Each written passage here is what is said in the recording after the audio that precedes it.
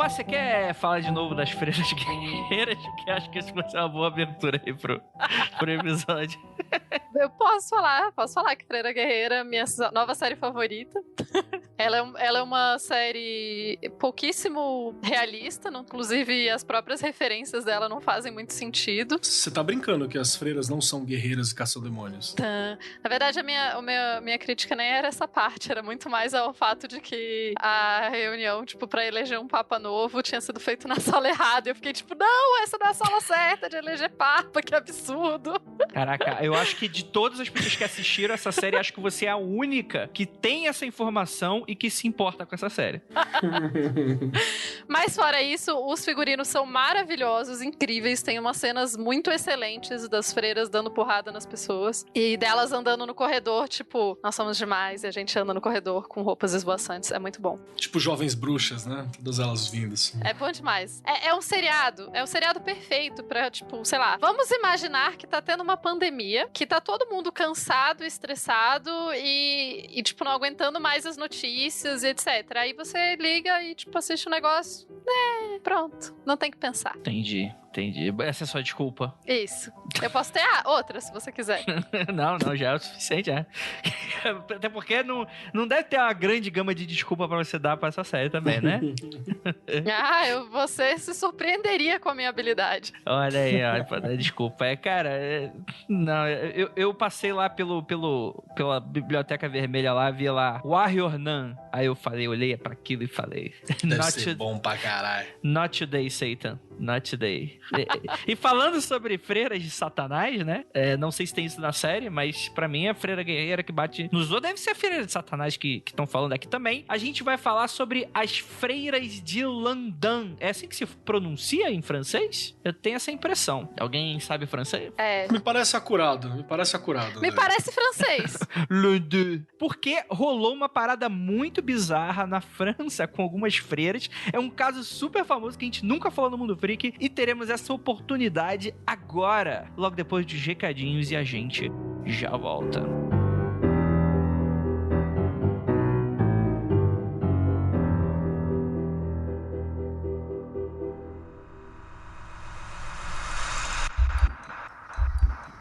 Não há nada de errado com seu áudio. Adentramos agora através dos seus sentidos. Estamos preparando você para o que vai acontecer nos próximos minutos. Além do que conhece por tempo e espaço, o contato com algo além. Não conte para ninguém e nunca olhe para trás, pois este é Mundo Freak Confidencial.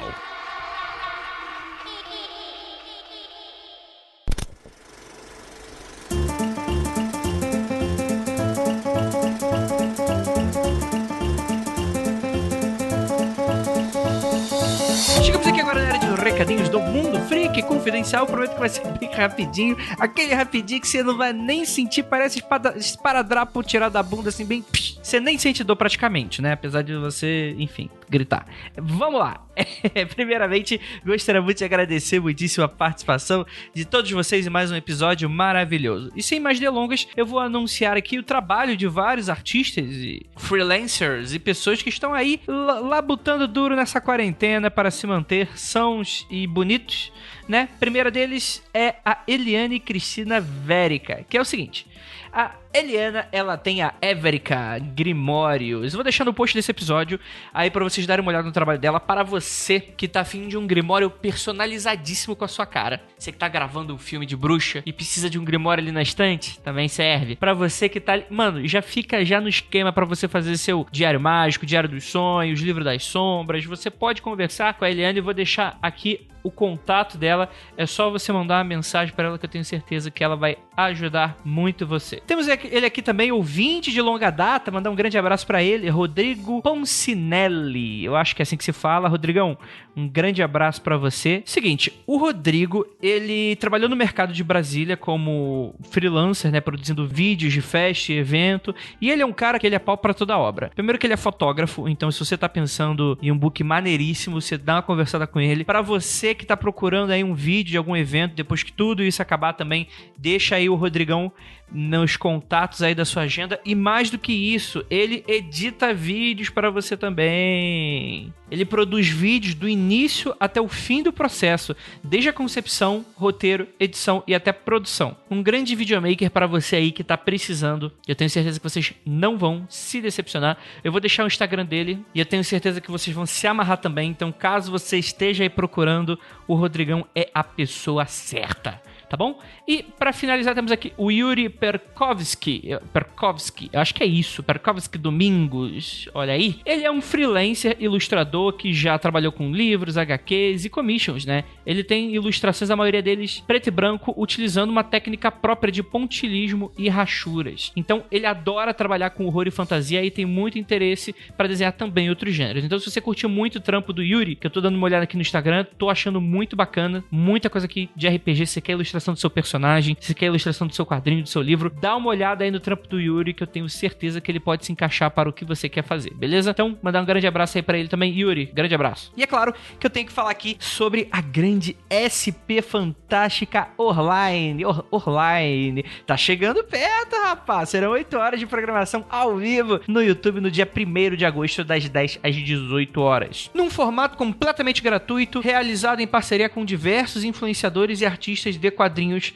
literatura, cinema e TV. Você já sabe, por causa da quarentena, a feira seria presencial, mas ela terá agora esse formato pocket e online, com lives de bate-papo, exposição de artistas e muito conteúdo envolvendo fantasia, sci-fi, terror e muito mistério. E com a participação de gente bacaníssima, além, é claro, da equipe do Mundo Freak que você ama adorar. Vai ter MDM, vai ter Caruso, vai ter Flávio Gaza, vai ter Mikan, vai ter o Load, vai ter muita gente bacana e consciente da situação econômica e social potencializada pela pandemia e pela Covid-19, faremos ao vivo uma campanha de arrecadation em parceria com o projeto Sobrevivendo ao Corona. Então, além de você ir lá se divertir, se informar, você vai sair com o cérebro. Sabe aquele meme do cara sentado no próprio cérebro de tão grande, a sua mente brilhante? É você terminando o SP Fantástica, você vai estar assim. E além disso, você vai estar ajudando, vai ter a oportunidade de ajudar também. Aí, também é uma iniciativa maravilhosa. E para a gente finalizar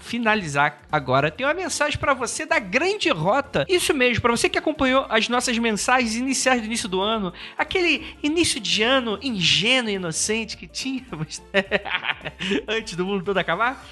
Enfim, a Grande Rota me pediu para avisar para vocês que, enfim, né, como é que vai ser os planos das viagens Mundo Freak, né? Bem, a gente já anuncia aqui que a viagem foi marcada para 2021, então a viagem, né, da Grande Rota pelos Mistérios de São Paulo e Belo Horizonte aconteceria esse ano, foi marcada para ano que vem, por causa da quarentena, né? A gente não tem como e a gente espera preservar aí a saúde física e mental de vocês também, porque não, né? Afinal de contas, não seria muito legal tu viajar pensando paranoico se você vai pegar a doença, né? Então a gente pensa primeiramente na segurança de vocês, até mesmo se sair uma vacina, lá, só a vacina amanhã. A gente sabe ainda que ainda existem muitos estudos e tal, então a gente está prorrogando para ano que vem. Então a gente vai anunciar uma nova data aqui no Mundo Freak assim que o cenário oferecer uma certa segurança para todos aqueles que já estão participando e que querem participar. Mas não se preocupem, vocês terão com bastante antecedência notícias para poder se programar pro ano que vem, tá bom? O pessoal da Grande Rota já vai entrar em contato com as pessoas que já estão nos grupos, então fica de olho na sua caixa de e-mail, no spam, para mais detalhes. Se você também quiser saber mais informações em primeira mão e entrar na lista de espera para reservar sua vaga, acessa a página da viagem, que eu vou deixar no link aí embaixo, e preencha o formulário. As vagas são super limitadas e vai ter prioridade para quem estiver na lista de espera. Então, você já sabe, acessa a página que assim que a gente sair da pandemia, tem aquele pessoal que fala, vai acabar a pandemia, vai ter de tudo nessa vida, né? Vai pro bar com os amigos, vai aprontar a suruba, tem gente falando de tudo. Por que não fazer aí, no final de todo esse pesadelo, você conquistar aí o sonho de viajar com o Marcos Kelly, porque comigo, e com a Ira também, né? Comigo o pessoal não tá sonhando muito não, mas eu vou estar lá também para encher o saco de vocês, que vai ser muito divertido mesmo. E é isso, gente. Tem algumas coisinhas rapidinhas aqui pra falar, mas eu vou deixar pra semana que vem. Em breve, notícias arrebatadoras pra vocês. Mas eu não posso falar nada, mas é claro que como eu sou aqui a pior pessoa, a amaldiçoada pessoa, aquela que fala precisamos conversar e só fala o assunto na hora que a pessoa chegou na reunião. Então vocês vão ter que ficar segurando a curiosidade, porque é assim, conviver comigo é assim, né? É isso, bora lá que o episódio que ficou possuído pelo ritmo ragatanga, porque esse caso, senhoras e senhores, é muito doido. Bora lá.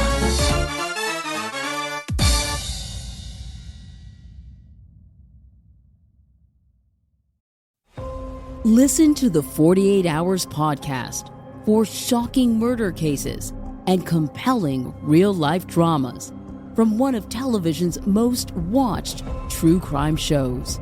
Go behind the scenes of each episode with award-winning CBS News correspondents and producers in Postmortem, a weekly deep dive. Listen to 48 Hours wherever you get your podcasts.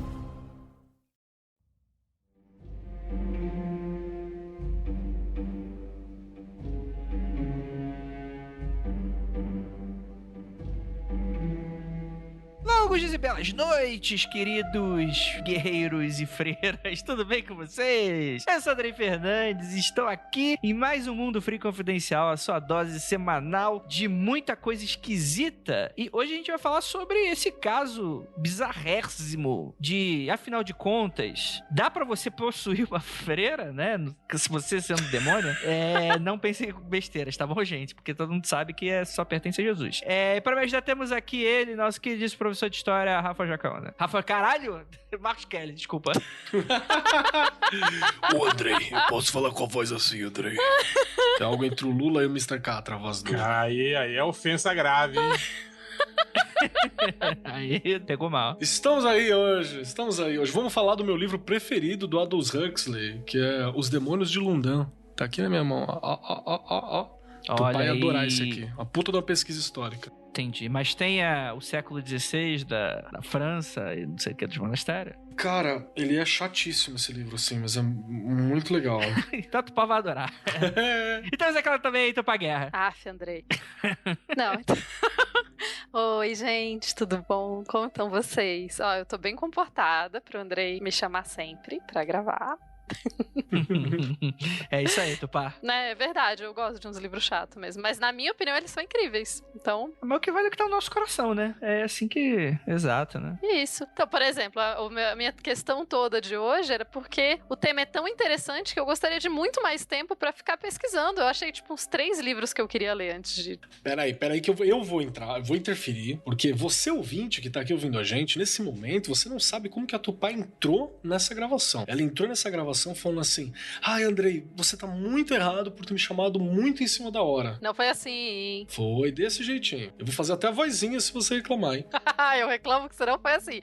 Eu falei: puxa, Andrei, seria mais legal se você tivesse me dado mais tempo pra gravar. Mas quando for assim, me dá mais tempo. Isso mesmo. Foi sim. E a reclamação foi porque ela não teve tempo pra pesquisar direito como funcionavam as ordens religiosas na França no século XVII. Isso. E o funcionamento dos monastérios. Essa foi a reclamação dela. Ela como era a vida isso. cotidiana das pequenas cidades. Porque eu estudei, porque eu acho o funcionamento de conventos e monastérios um tema muito fascinante que eu gostaria realmente de é. É muito... Nossa, mano, não posso nem esperar, mano. Eu tô até aqui segurando um bocejo enorme de empolgação. Eu tô esperando uma série da Netflix a respeito. Freiras normais, né? Era isso, freiras normais.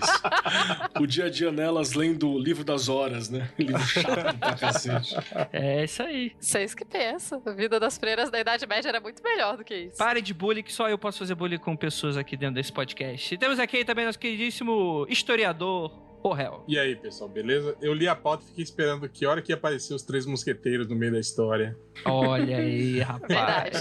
Ia ser bom, hein? A gente vai sair desse programa com o roteiro de uma série pra Netflix nova, né? Netflix, paga nós. Pelo menos pra segunda temporada dessa que já tá aí, né?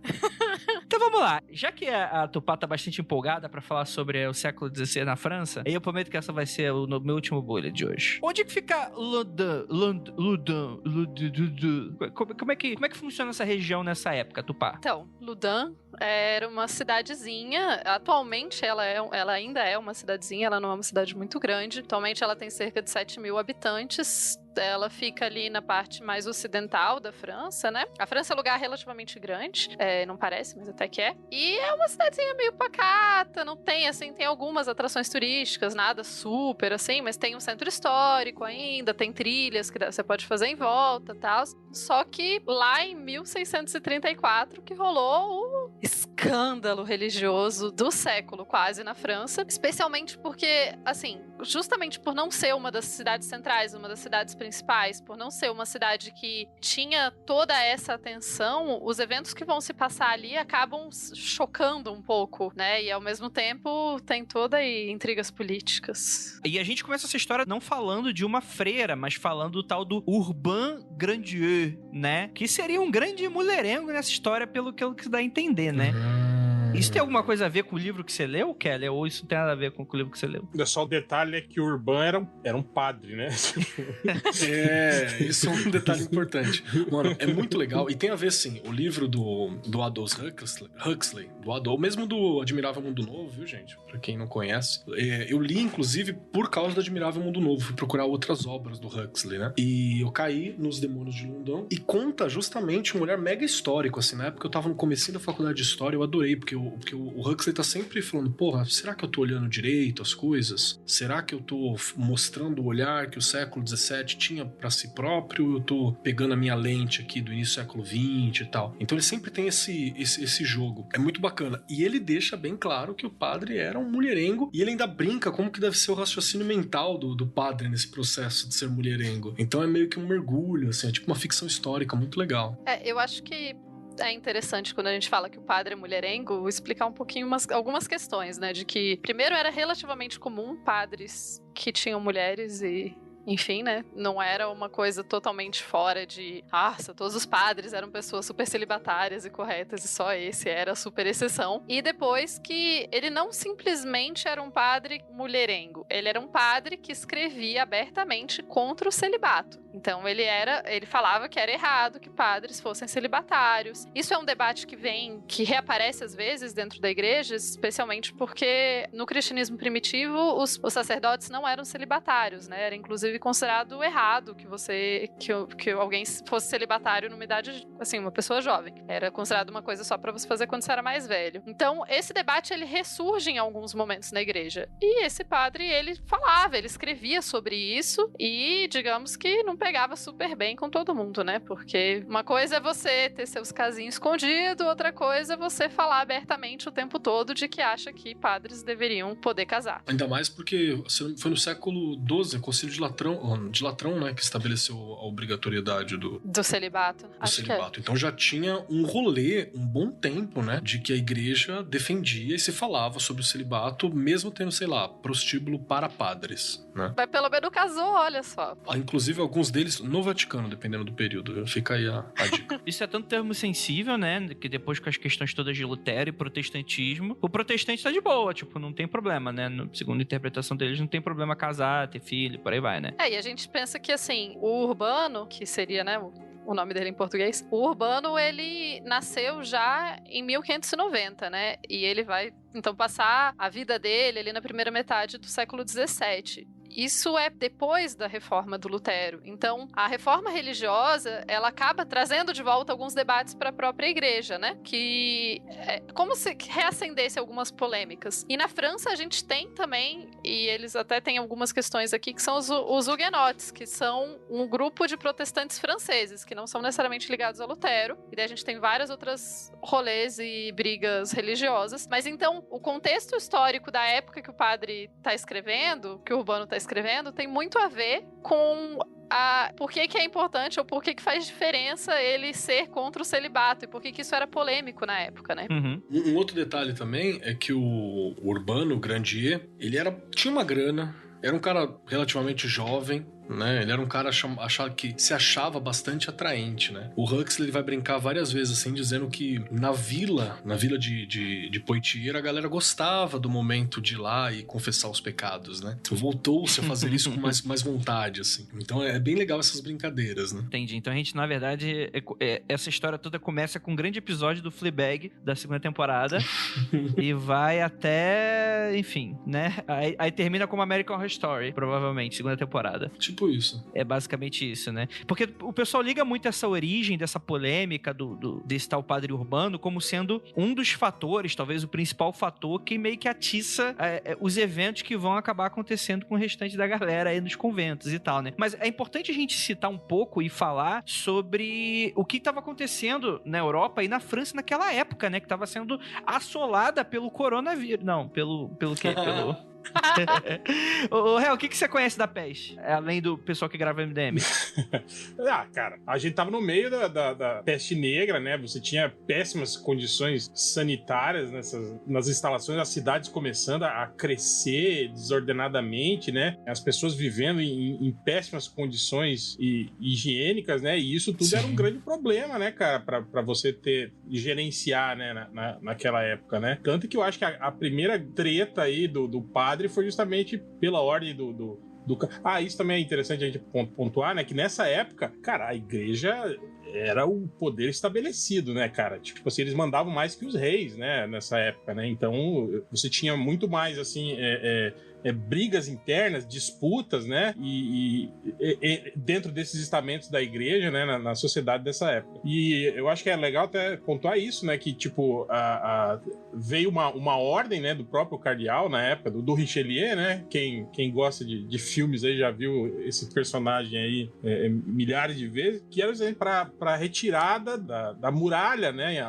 Do entorno, né? Da cidade, e talvez isso tenha a ver justamente com isso, né? De você modificar o povoamento, né? Tipo assim, você tirando as muralhas, você tira um pouco dos limites da cidade. Da cidade e permite, né? Talvez isso, né? Você amplia um pouco mais ali a área a ser ocupada, né? E talvez tenha um pouco disso. E isso gerou... Eles dão uma justificativa, né? Tem aquele lance de que a muralha não é mais necessária, né? E que as pessoas obedecem às ordens, não precisam disso, né? Não precisam desse tipo de proteção e não sei o quê. Mas, cara, isso mostra já a primeira treta que esse padre tinha, né? Ele era contra a retirada da muralha, né? Da cidade. E ele bateu de frente com o próprio cardeal, né? Que na época era a pessoa mais importante, né? Do poder estabelecido na França, né? Uhum. Então, tipo assim, além de ser um cara que fazia publicações contra o celibato, o cara comprou uma tretinha aí com simplesmente o pica de toda a parada, né? Então, cara, não é um bom caminho, né? Que o nosso padre urbano tava trilhando, né? Nessa época. Né? E ele fazia muito dessas coisas também pelo motivo de estar bem relacionado politicamente, né? E por ter grana, por ter uma família razoavelmente influente. Porque também não é, sei lá, um Zé Ruela qualquer falando qualquer coisa e pronto pra ser boicotado, né? Sim. O cara tinha bala na agulha, tinha costa quente. E tem muito isso, né? De você estabelecer esse tipo de relação pra marcar o seu território, né? Mostrar que você também tem influência, né? Tal. Isso era algo comum nessa época. Joguete político pra subir, né? Na escalada também. Sim, exatamente. E é importante a gente pensar que nesse período, quando a gente tá falando de o padre, o bispo, o arcebispo, hoje, ainda assim, claro, ainda tem bastante poder, mas nesse período o poder dessas posições religiosas era muito maior. Inclusive, acontecia de, tipo, o bispo, o arcebispo terem exércitos próprios, terem terras próprias, os reis, isso um pouquinho antes, né? Tipo, uns 200, 300 anos antes era bem comum que os reis dessem terras pra igreja ou pro próprio bispo ou arcebispo, enfim. Então você tem várias questões políticas que é muito mais do que você simplesmente se opor, não quero que derrube a muralha. E ao mesmo tempo, derrubar a muralha também torna a cidade mais suscetível a um ataque. Então, assim, digamos que a cidade discordasse do rei de alguma coisa. Isso acontecia, as pessoas discordavam. Por mais que a gente fale do poder... Eu discordo de você.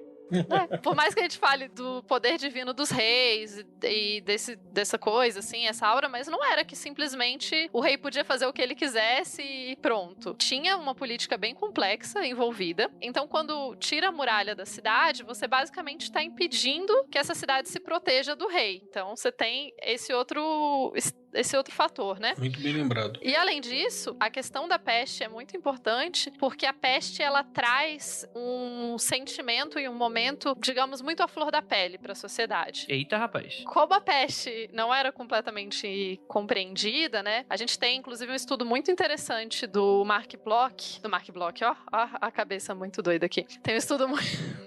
Foi mal, errei o historiador. A gente tem um estudo muito interessante que fala sobre o sabá e como que o sabá se organizava na Idade Média, como que isso é estudado a partir... Chama História Noturna, do Carlo Ginzburg. Como que as bruxas e como que isso aparece nos relatos da Inquisição. E é bem claro no livro, ele mostra isso, que basicamente toda vez que você tem peste ou você tem uma doença assim, a explicação é muito comum que a explicação vá tanto para a questão de demônios quanto para culpar os judeus. E daí é isso, assim, tinha peste ou tinha alguma coisa, os judeus são culpados, muitas vezes se atacavam os guetos onde os judeus estavam, matavam um monte de gente, enfim. Então, a peste é um estressor social. Basicamente, a sociedade tá muito... Imagina, tem gente... Não sei, talvez se a gente estivesse vivendo uma pandemia, talvez a gente entendesse que isso deixa a sociedade muito mais frustrada, angustiada. Você conhece gente que tá morrendo, você não sabe, imagina num momento que você nem sabe o que mata, ou como você se protege. Então isso vai criar, imagina, estão tirando a muralha, tá tendo peste, tudo isso junto tá criando um cenário propício pra uma coisa ruim acontecer, né?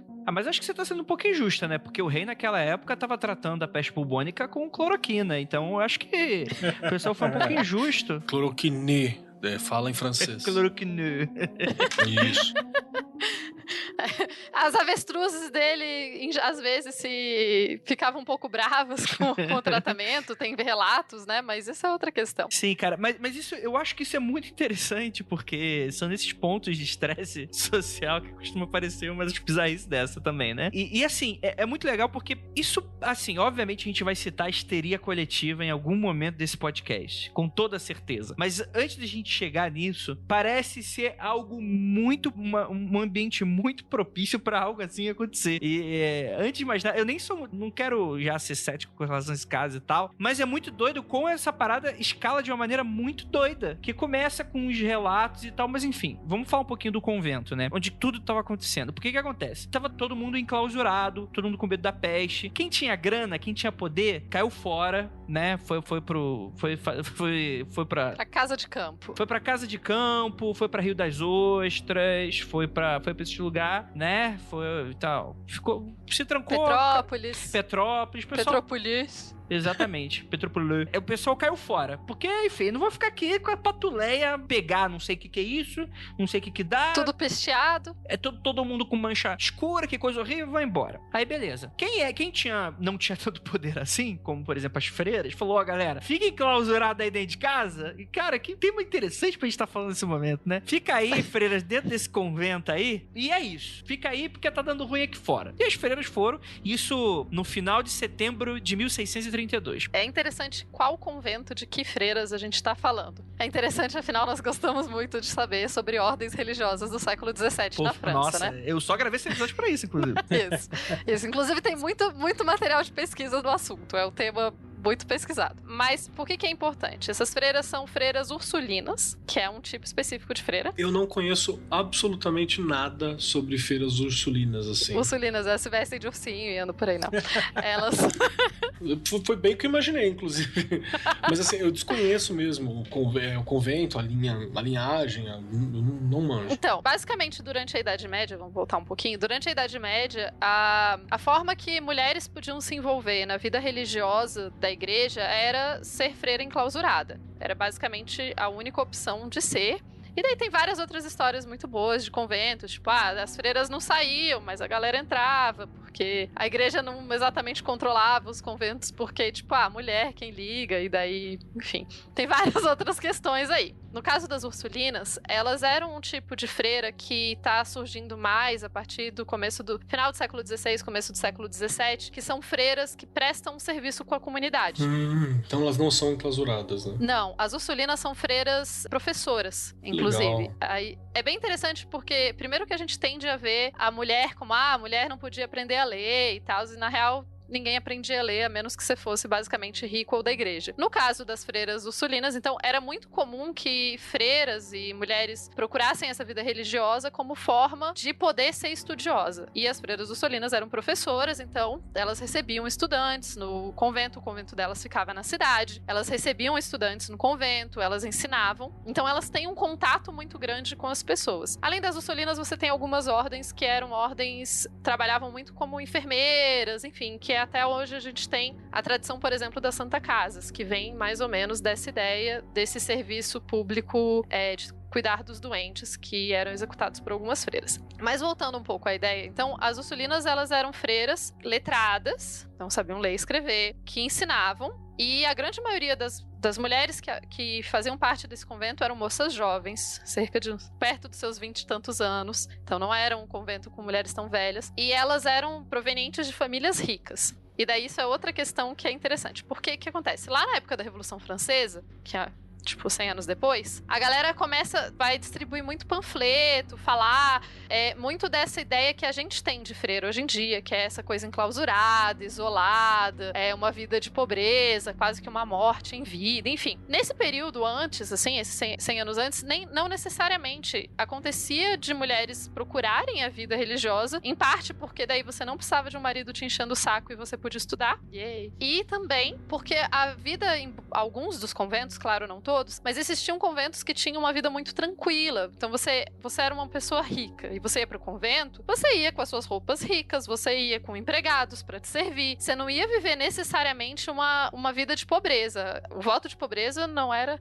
a vida pobre não era necessariamente em todas as casas religiosas. Então as ursulinas, elas têm essa questão de que eram mulheres de famílias ricas, o que significa que elas têm também algum poder político. Porque embora elas não fossem alcançar posições altas na igreja, a gente sabe que a madre superiora, por exemplo, desse convento, ela precisava ser alguém influente, de uma família influente, para chegar na posição que ela estava, porque ela estava cuidando de muito dinheiro, ela estava cuidando da educação de uma galera, ela tinha uma posição de prestígio e poder. E a gente não sabe até que ponto elas tinham também uma rixa com o padre. Então, a gente tem aí elementos políticos e também elementos de por que essas mulheres vão ser ouvidas. Viu como é fantástica? Sim, muito, muito bom.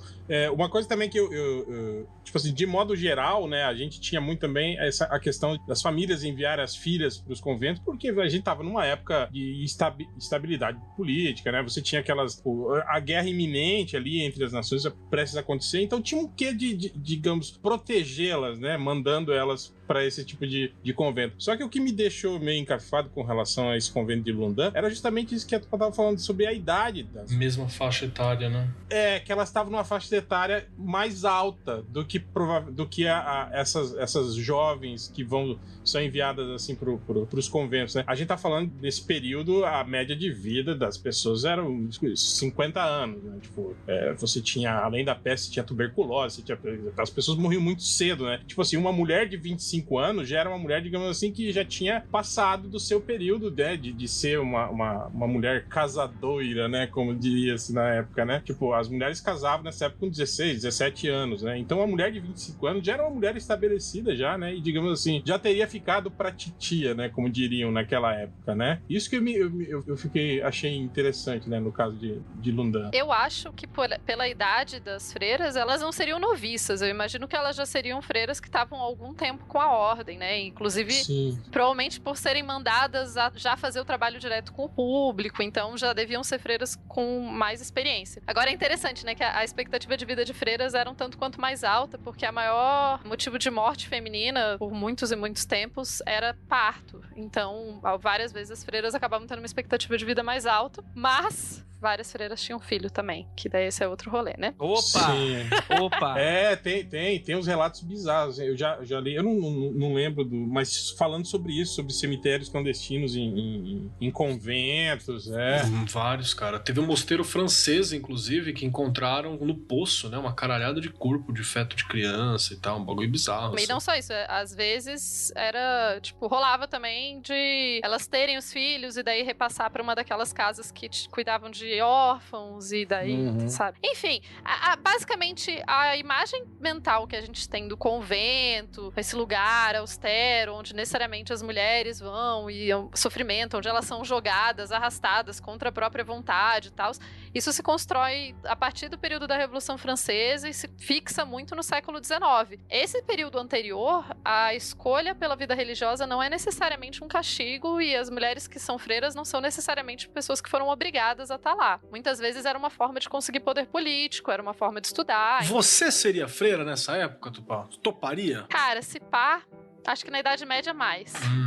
Ok. A maior parte dos acadêmicos medievais são ou padres ou freiras, né? Então... Senão não tinha acesso, né? As unidades de ensino da época, né? Eram as igrejas, os conventos, né? Eram as faculdades da época. Sem contar que, dependendo da época, se você quer garantir que você vai ter sempre comida boa, a ordem religiosa é o melhor rolê do que... Então, partindo do pressuposto que praticamente todos nessa gravação são historiador, desculpa, Andrei. Não, pra mim não ser historiador é motivo de orgulho, fica tranquilo. Eu entendo. Estaríamos todos num convento, então seríamos todos? Eu não sei, é porque o ímpeto anarquista não tinha surgido nessa época ainda, né? Então provavelmente... Uns 100 anos atrasado. Quando que aparece o Rabelais fazendo bosta? Depois, né? Então, Keller, você tá querendo dizer que o mundo freak, na verdade, seria uma associação de freiras e padres? Seria uma outra dimensão. Se a gente tivesse no século XVI com microfones e computadores, a gente seria tudo padre, mano. E, poxa, se a gente tem tudo, tem comida, bebida, tem roupa, aprende a ler, aprende a escrever, é acadêmico, e ainda pode transar, só os outros não precisam saber, tá ótimo, mano. Não tem tempo ruim. Acabou, é ótimo. Porra, me dá aí o colarinho e vambora.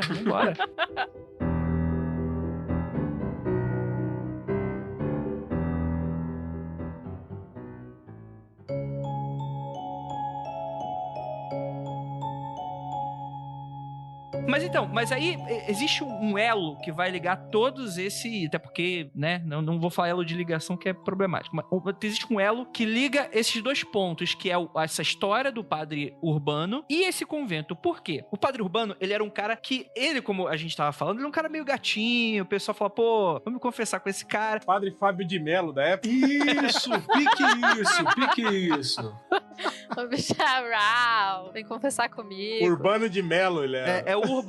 Chegou o Urbano de Melo e falou, pô, e o cara tinha, como a gente tá falando, ele tinha uma certa influência, não era uma cidade grande. Então, putz, o pessoal conhecia o padre Urbano. Ou seja, ele tinha vários inimigos políticos, né? Ele tinha toda essa questão toda. Tem uma coisa que o Huxley, que é a minha fonte primal nesse momento, ele vai falar bastante que ele era muito excêntrico, né? No sentido assim, ele tinha vários dotes excêntricos que encantavam a cidade, a vila, por ser um cara inteligente, um cara bonito, um cara que falava bem. O Huxley cita também que ele meio que encenava as pregações, assim. Então ele tava no sermão e ele falava, fazia cara de sofrimento, a galera ficava, ai, que lindo. Só que por ser, assim, excêntrico, também meio com grana, né? Não tinha uma origem nobre, mas estava associado a um poder político, ele também dava várias tiradas nos outros, né? Ele ficava mexendo com o poder que estava estabelecido e ele tava juntando muito inimigo, assim. O farmacêutico não gostava do cara, o maluco do outro lado não gostava do cara, o padeiro começava a estranhar porque a esposa ia se confessar mais frequentemente do que no passado não tão distante. Ou seja, é o padre Fábio de Melo mesmo, então. É isso aí. Então o bagulho ali tava meio doido. Entendi. Mas o que acontece? Acontece que o diretor desse convento, o convento de Loudun, quando ele morre, a madre superiora do convento, é feito esse convite pro padre Urbano. E o padre Urbano, ele tava muito atrelado a vários problemas que a cidade, porque era essa coisa do padre político, né? De você ajeitar várias coisas, de você ter vários encontros, reuniões políticas. Era um cara ali interessado nessa parte administrativa da cidade. E ele fala, cara, eu não posso cuidar do convento porque eu tenho muita coisa aqui, tô muito atripulado e tal. Conta-se que é mais ou menos essa história. E aí os problemas começam, né? Porque aí sobe outro cara, o tal do diretor Mignon. E assim, na pauta, não especifica por que esse Mignon tinha algum problema com o padre Urbano de Melo. Com certeza ele tinha. Mas não é dito aqui por quê. Mas a gente consegue imaginar também de todo esse fuzuê que a gente tá falando aqui, enfim, você tira aí o melhor que lhe convém, mas o padre Mignon não gostava muito e ele se tornou o novo diretor do convento. E aí que a treta começa. Cara, eu acho muito genial como a treta começa, né? Porque assim, a princípio,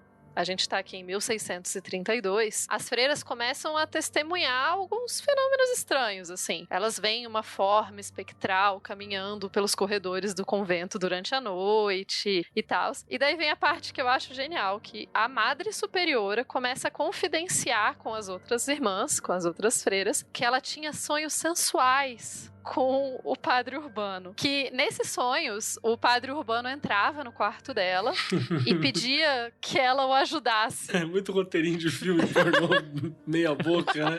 O padre chega e fala assim, precisa trocar um cano, precisa... Cine privê. Foi aqui que pediram uma pizza, né? Eu preciso da sua ajuda. Porque ela fala que... Eu preciso trocar aqui o fusível. Mas o que é isso, padre? Não, relaxa, isso não foi inventado ainda. Mas só vem cá. Pois é, então a princípio o Padre Urbano visitava ela em sonho à noite e ficava pedindo ajuda de forma sugestiva. É muito bom. Só que quem acaba se interessando mais por essa história foi o Padre Mion. E ele começa a estimular as freiras a compartilharem os relatos eróticos delas. Por que não, né? Parece muito saudável essa ideia. Eu sou aqui o comandante, eu sou aqui o gerente desse convento, com várias mulheres. Eu acho que tá precisando de mais putaria. É isso. Vai lá, conta essa história aí. Vamos lá. Todo dia vocês trazem pra mim os sonhos eróticos que vocês tiveram à noite. Olha que ideia genial. Talvez esse Padre Mignon era um grande de um punheteiro. Essa é a real. Tá aí, fica aí a minha crítica ao Mignon. Pois é. O Padre Mignon vai então pedir que as freiras compartilhem os seus relatos eróticos e começa a elaborar um plano contra o Padre Urbano que ele desprezava. E assim, é interessante que a princípio só a Madre Superiora tem esses sonhos e considerando políticas e etc, é bem provável que ela que tenha tentado colocar o Padre Urbano para ser diretor do convento. A princípio só ela tem esses sonhos e logo várias outras das freiras começam a ter sonhos semelhantes. E a figura espectral que andava à noite pelo convento passou a ter um nome e um rosto, né? Era o Padre Urbano de Melo Grandier. Mas vocês não acham que possa ser que o Padre Urbano de Melo realmente dava seus rolês noturnos pelo convento? Eu acho que sim. Tinha um casinho ali com a Madre Superiora. Eu concordo. E dava umas bicadinhas ali nas outras freiras. E o Padre Mignon sacou e falou, cara, eu tô achando que não é espectro porra nenhuma. Vem cá, minha filha, conta aí o que aconteceu, né? Como é que foi esse sonho, entre aspas, aí, né? E daí ele sacou, falou, cara, esse cara tá fazendo festinha à noite aqui, né? E se não for isso, ele pelo menos se aproveita, porque a gente também tem dados aqui de que o Padre Mignon queria ver o Grandier, né? O Urbano de Melo queimando na fogueira. Esse programa tá muito fofoquinha, né? Tá. Tá mas, total. Junto um monte de historiador, você quer o quê? O que a gente faz é isso aí. TV à tarde, o que tá acontecendo na novela, quem pegou quem. Não, e assim, fora essas possibilidades, eu vejo também uma possibilidade de uma influência. Tipo, se você ouve durante o dia, várias vezes, o assunto do dia é o sonho erótico da outra pessoa com a pessoa X, a probabilidade de você sonhar com uma coisa parecida é muito grande. E daí é muito possível que as pessoas comecem a sonhar porque elas falam muito desse assunto e de repente vai todo mundo sonhando com esse negócio. Começa com acordei toda babada e terminou com todo mundo de fantasiando, né? Ainda mais isso que o padre era bonitão, né, tal, porra, né? Isso. Só que aí, a treta é que, tipo, se fosse só os sonhos eróticos, era uma coisa, né? O problema é que as coisas vão... aqui começa a escalada, né? Aqui, a gente tava numa boa aqui. Tipo... Até aqui tá tudo ok, gente. Acho que metade dos conventos do período devia rolar uma coisa semelhante, assim. Do período só? Metade dos conventos, ponto. Deve rolar coisas semelhantes. Mas o bagulho começa a escalar de um jeito que você fica, rapaz, como? Né? Seres humanos e sonhos eróticos, tudo bem. Aí, de repente, as freiras, elas começam também a ter convulsões. Tá. E a falar com vozes estranhas. E os relatos da época ainda vão acrescentar que elas gritavam, xingavam e latiam como cães. Então elas passam de sonhos eróticos pra, tipo, convulsões e latir como cães. Para sonhos eróticos com fetiches, né? Afinal, elas eram freiras ursinhas, né? Então, isso é o clichê clássico do exorcismo, né? O filme Exorcista, isso marca ferro e fogo na sociedade, cultura pop e tal. O que é um exorcismo? A possessão demoníaca, né? Quais são as suas características, né? Vai ter lá a cama tremendo, vai ter a pessoa sem controle do próprio corpo, vai ter a pessoa xingando em outra língua, outras vozes e tal. Isso sempre foi assim? Não existe uma... Por que o demônio, quando entra na pessoa, não fica, sei lá, tipo... em vez de ficar tremelicando todo na cama, não fica só, tipo assim, tem um controle do corpo, começa a andar pela casa normal, igual gente, bebe água, faz uma academia, vai sair com Shirley. Não, tipo, é zoado, é só pra chocar. Eu sou o demônio, eu venho aqui pra chocar todo mundo. Aliás, se ele agisse assim dissimuladamente, ele poderia, né, tipo, ferrar muito mais com a vida da pessoa, mano, né? Algum de nós aqui poderia ser o demônio e ninguém não quer saber. Mas ele é tipo aquele seu amigo que não segura a mão, tá ligado? Aquele amigo que podia só chegar, dar uma aloprada, mas ele não consegue, ele tem que... Podia só beber, dar uma zoada e ficar legal, mas não, tem que, sei lá, vomitar no banheiro do colega, saca? Tem que desgraçar o bagulho. Ele tem é tipo que passar o Sérgio Malandro. O demônio é tipo o Sérgio Malandro. Não aguenta. É um cara que não consegue... Mas essa questão quais são os sintomas de uma possessão demoníaca, a gente tem alguns fatores, né? A gente tem a própria publicação do Malleus Maleficarum e de vários outros compêndios e textos desse período, um pouquinho anterior. Vamos lembrar que, assim, esses livros de 1400 e tanto, a gente não passou nem 200 anos da parte mais sinistra da Inquisição. Aqui a gente ainda tá no meio da Inquisição. A gente costuma associar a Inquisição com a Idade Média, mas a Inquisição pega fogo mesmo na Idade Moderna. E nesse período, então, acho que o Malleus Maleficarum é 1490, né? Mas enfim. Mas nesse período, esses livros começam a ter guias de como identificar uma possessão demoníaca. E assim como pra gente, por causa de filmes e etc., esses sintomas e sinais acabam sendo culturalmente informados também, nesse período acontecia já isso, assim. Então, tipo, para ser uma possessão demoníaca tem que ter isso, isso, isso, isso. Agora, uma coisa que se costuma explicar quando se fala nesse tema de possessão é que muito raramente a pessoa fica completamente possuída o dia inteiro, tipo exorcista. Que, em geral, o que acontece mesmo são mais influências. Então, é tipo, a pessoa costumava, sei lá, estudar e de repente parou de estudar e tá indo pros rolês. E daí isso já é uma influência e uma pequena possessão, digamos assim, que o demônio, o rolê é que o demônio em geral trabalha com doses pequenas de zoeira e só às vezes que dá errado e ele perde a mão, entendeu? Exato, é aquele estado de que tá só no teu pescocinho falando, né, vai lá, faz isso, é aquilo. É meio quando a gente entra pra faculdade, né? Todo mundo meio que é possuído nessa época. Acho que não tá muito errado não, viu? Pelo ritmo ragatanga, né, assim, Então, mas é por isso, assim, então meio que você tem nesse caso de Ludum, você tem essa questão que é bem interessante, que eu acho que tem uma sugestão também. Então, tipo, começa com os sonhos e daí você tá num ambiente, imagina você é uma freira e você tá num ambiente em que o dia inteiro te falam como que é uma possessão demoníaca, como que é possessão, como que o demônio age, como que o demônio tá. E daí isso acaba te influenciando também num nível subconsciente, assim, né? Ou demônio. Também é outra opção. Isso é total real. O ouvinte aqui que viveu numa religião evangélica, por exemplo, nos anos 90 e 2000, vai saber qual é que é. Quem aí nunca acordou de madrugada e foi ver se o pai e a mãe tava vivo ou tinha sido arrebatado, você tinha ficado pra arder no mármore do inferno? Essas coisas acontecem, cara. Já rolou aqui. Então. Só que é interessante que nesse momento, a princípio, começa a rolar uns rumores pela cidade de que as freiras estão latindo e fazendo as coisas assim, né? E a população faz o quê? Faz qual a coisa... O que você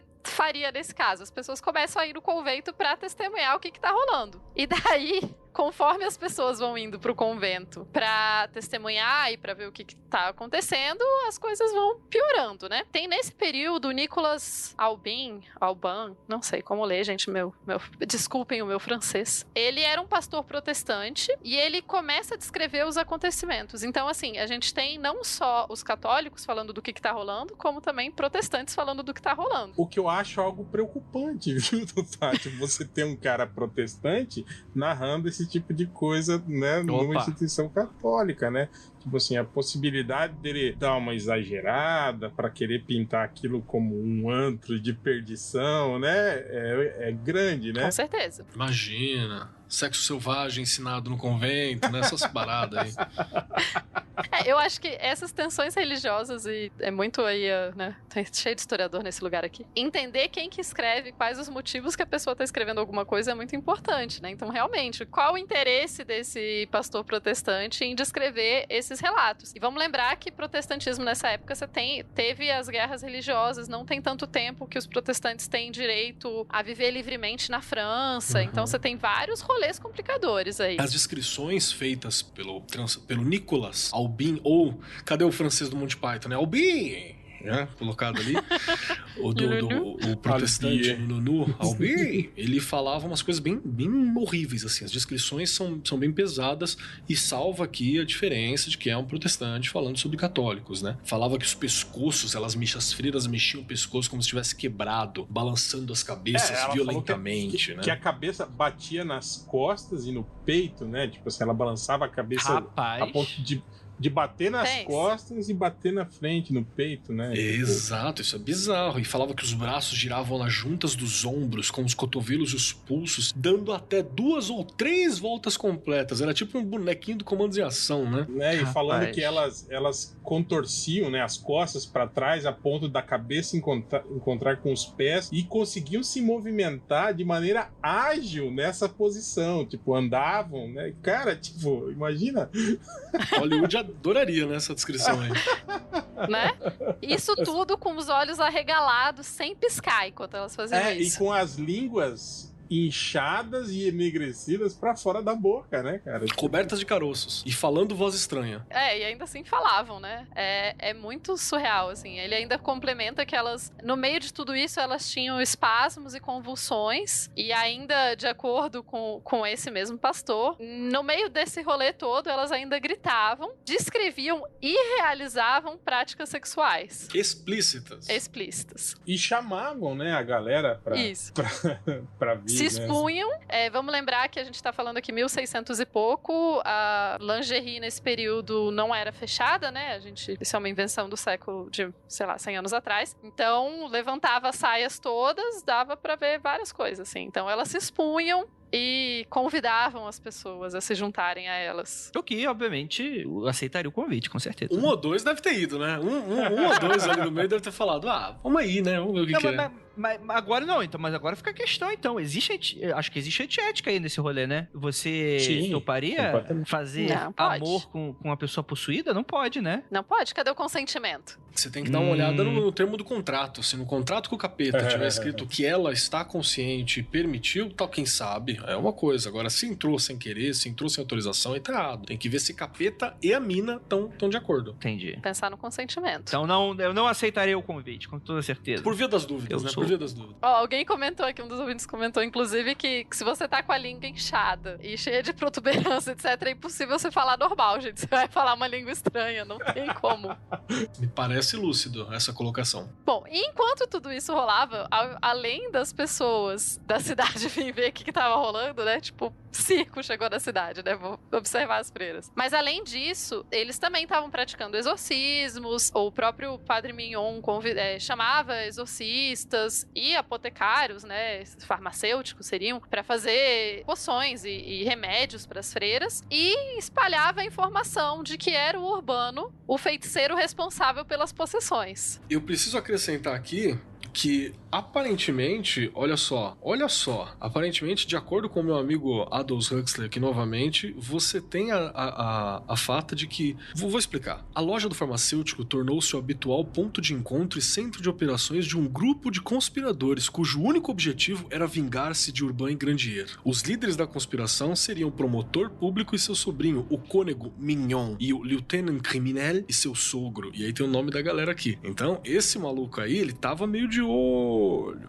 olho também em ferrar o nosso amigo Urbain. Interessante, né? E até porque, vamos pensar um pouco na sequência dos fatos, né? Algumas freiras começam a ter sonhos eróticos, o Mignon se interessa e começa a fazer com que elas relatem mais e fica colocando foco na questão, e pouco depois elas começam a ter sintomas que o Mignon descreve, e o Mignon convida as pessoas de fora e ele fala que o Urbano é o culpado, assim. né? Temos... A mão de alguém tá bem pesada aí na história. Então, é aquela coisa que, tipo assim, novamente, é que essa história ela é muito famosa, né? E eu acho que é muito suculento você se deixar levar pela nossa... Porque é uma história incrível, né? Tipo, uma série de possessões dentro de um convento com freiras, né? Isso é um puta tropo bacana pra qualquer história, né?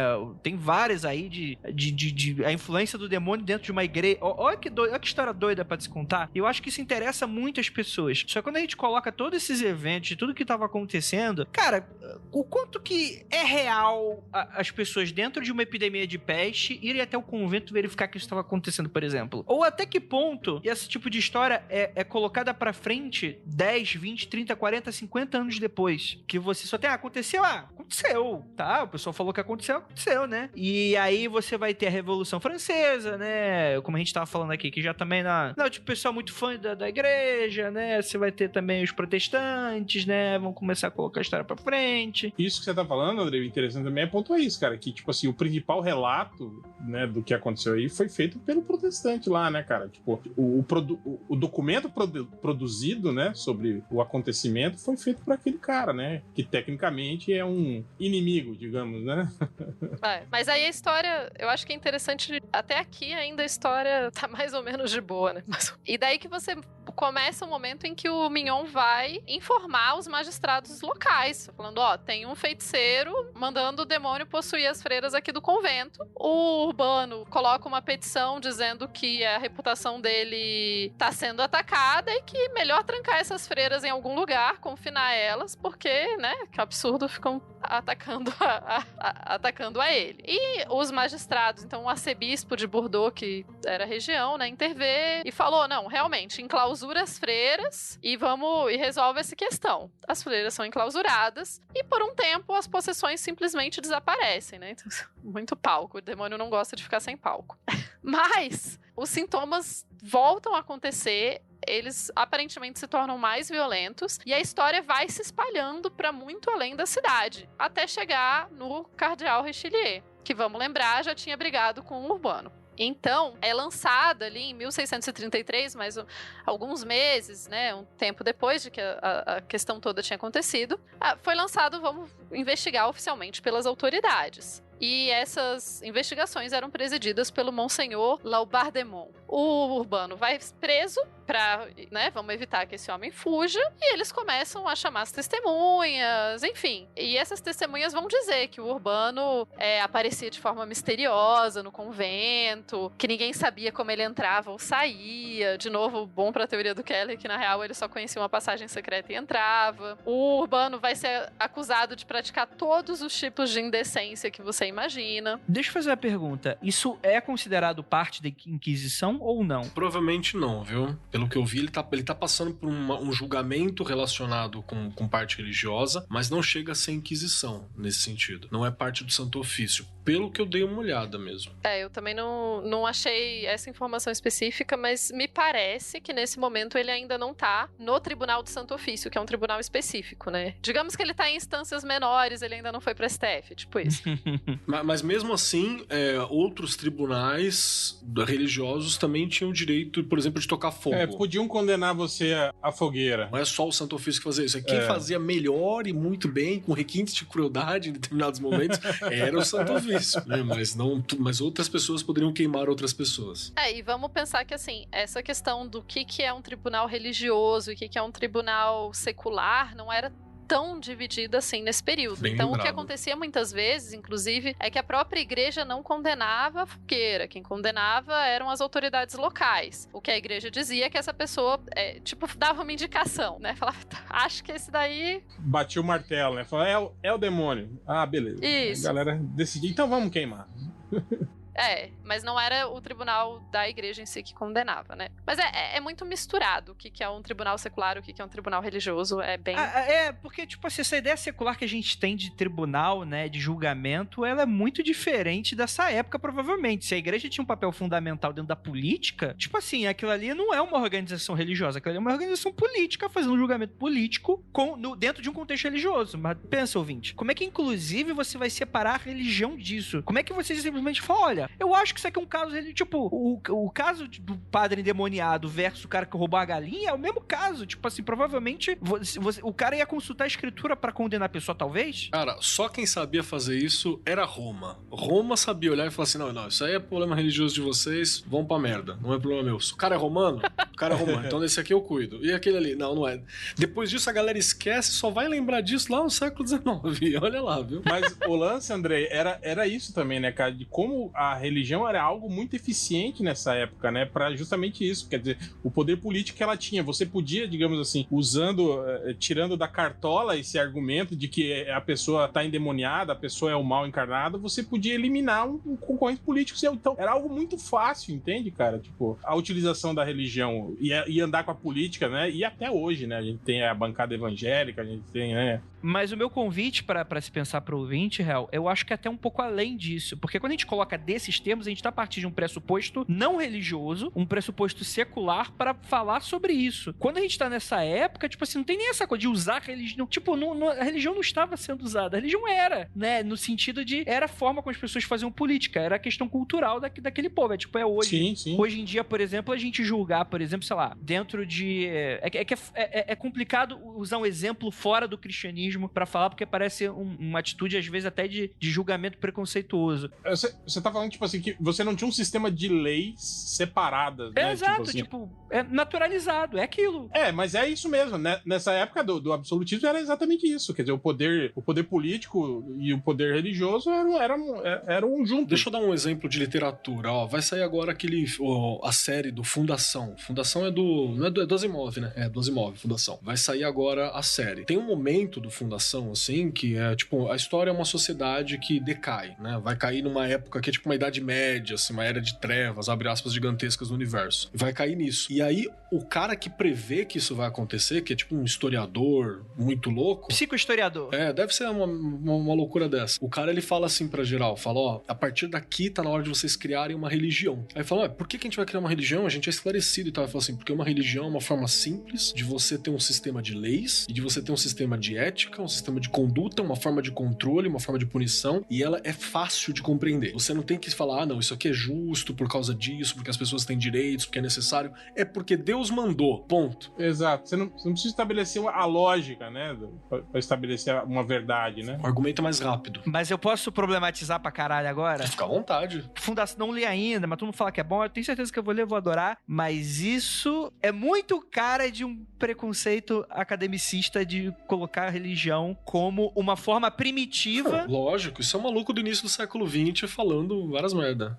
Como uma forma primitiva de pensar, como tipo assim, ó, daqui pro futuro não vai existir mais religião, não vai existir mais crença. E eu acho que isso é interessante, já pensei nos meus 15 anos, só que hoje, vendo como as pessoas encaram o mundo e a sua relação cultural, que é indissociável muitas vezes, é claro, às vezes a pessoa vai, muda, se torna ateu, o ateu vai, se torna crente, e ok, zero problema, cada um tem a liberdade de escolher seu próprio credo. Mas isso faz muito parte do pressuposto que, como se, por exemplo, a justiça hoje e a política hoje fosse independente de alguma coisa muito parecida com a religião, que é o quê? O ideário conceitual, filosófico, enfim, do qual ela foi fundada, né? Que não é por Deus, mas é por alguma outra força superior. Não, eu concordo 100% com o que você tá falando, assim. É só mesmo uma alusão pra colocar. Inclusive, pra bater nisso, ainda aconselho a leitura do sociólogo Michel de Monfessoli, quando ele fala sobre o encantamento do mundo através de um politeísmo de valores, que ele vai discutir justamente isso, cara, que na verdade essas tipo de crença, religiosidade, espiritualidade, caramba, 4, ele dá um reencantamento com a realidade, olha que bonito. Então é uma coisa que ela é perene, que ela vem e vai, isso é o de menos. Mas não pode negar que ela é uma forma de convencimento, né? E isso é uma coisa que a gente tem que simplificar. Que você faz menos trabalhos de justificativa, menos argumentação mental, pra você só aceitar, né? E isso, obviamente, é a forma mais rasa possível de uma expressão religiosa, que é a expressão de controle. Não, assim, longe de mim querer que o poder volte pra igreja, né? Mas, tipo assim, só tô falando que... Por favor. Eu só tô falando que, tipo assim, não difere muito chegar um cara falou, você vai morrer porque Deus quis, e você vai morrer porque existe sei lá, o Estado quis, a justiça quis. Ou esse papel tá falando que você é o culpado, enfim. Essa coisa que a gente estabelece, né, tipo assim, de questionar religiões, né, tal, E aí você tem, tipo assim, esse movimento ateísta praticante, né? Que tipo assim, é tão chato quanto os próprios crentes, né? Mas, tipo assim, é isso, quer dizer, estabelecer que você tem a ética, a moral, né? E que isso independe da religião. É meio estranho, porque, cara, quem estabeleceu isso, né? Esse sistema de regras, de ética e moral que você segue sem precisar de religião, foi justamente... A religião. Exatamente, né, cara? Tadá! Vem tudo do sistema de leis judaico-cristão, né, cara? Então é isso, né, cara? Tipo, porra, né? Exatamente. Não tem como você escapar disso, né? Eu acho que é justamente colocar essa perspectiva muito mais complexa em cima da sociedade é importante, porque senão é muito fácil falar, é porque eles eram religiosos, acreditavam em qualquer coisa, etc. Não, um tribunal religioso de 1700, ele parece só bobo e que acreditava em qualquer coisa, porque a gente tá olhando daqui de fora, né? Porque quando você passa dessa camada superficial, você consegue ver todas essas tramas políticas, todas as questões de poder, todas as questões de ética, todas as questões de várias outras coisas que estão sendo debatidas naquele tribunal. E não vai ser diferente nesse caso, né? A gente tem muitas outras questões sendo debatidas, até porque esses julgamentos, muitas vezes, eles eram públicos, né? Você podia, algumas pessoas, dependendo do tipo de julgamento, eu não sei esse específico, mas dependendo do tipo de julgamento, o julgamento podia ser acompanhado por outras pessoas. Então, tem uma espetacularização também da questão, né? Você me lembrou uma outra coisa. Quem quiser dar uma olhada, tem aquele livro que eu já indiquei várias vezes aqui, que eu sempre erro, eu acho que é Andarilhos do Bem, do Ginsburg. Que ele vai falar justamente, ele acompanha alguns documentos do Santo Ofício, e você vê que nem o Santo Ofício ele era essa coisa cruel a todo momento. Tem um cara lá que ele fala, não, eu sonhei que eu tava ajudando bruxas a destruir o mundo. Os caras falam, legal, parabéns, obrigado aí, reza 3 Ave Maria, volta pra casa e se cuida, hein? Tá ligado? Então, não é tudo uma coisa homogênea, né? A gente tá acostumado a homogeneizar o cristianismo, mas, porra, é 2000 e tralalá de história, né, mano? Inclusive, esse caso do Urbano, eu vou dizer mais pra frente um pouco por que eu acho que esse cara acabou sendo condenado. E, em parte, tem a ver com não querer jogar as regras do jogo naquele momento. Porque saber, com certeza, ele sabia das regras bem o suficiente, né?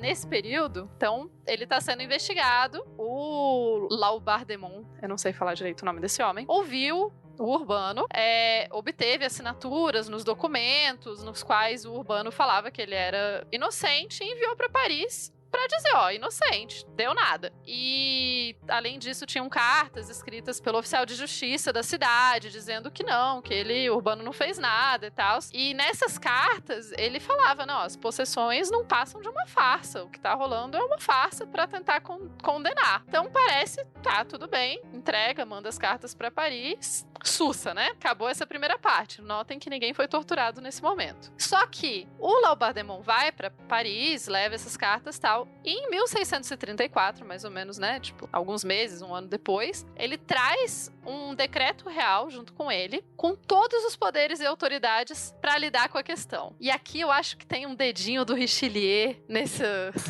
com certeza. Inocente coisa nenhuma, vai lá e resolve essa treta que... Chamou o cara no gabinete e falou, então você acha que é farsa? Não, não é não. Eu acho que não é não. Te contar o segredo. Então tá. Sim, senhor. Gente, não tem ninguém pra... André, eu protesto. Você tem que fazer que nem CNN e colocar aqui alguém pra defender o Richelieu. Chama ele aí pra defender o Richelieu, porque não dá todo mundo aqui falando mal do cara. Chamar o Mirandão pra fazer essa defesa aqui. Tem que chamar o coronavírus pra defender também, né?